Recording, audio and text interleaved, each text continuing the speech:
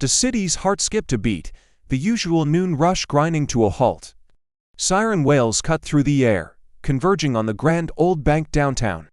That's where Officer Jax arrived, stepping out of his patrol car, his face a mask of calm focus.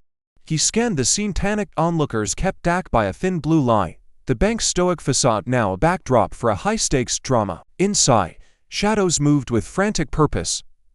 The air was thick with tension, a silent promise of chaos.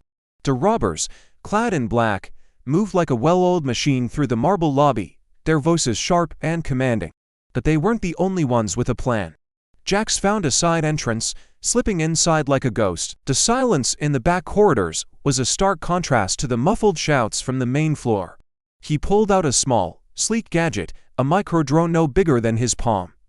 With a soft whir, it lifted off, zipping ahead to give him eyes around every corner.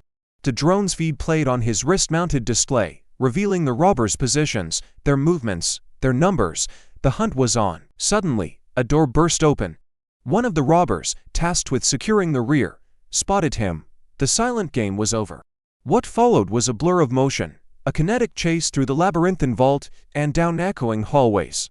Jax didn't just run, he flowed, using the environment to his advantage. He vaulted over service carts, slid under closing security gates, his every move precise and calculated. The camera followed him in sweeping, cinematic shots, capturing the sheer agility and speed as he closed the distance.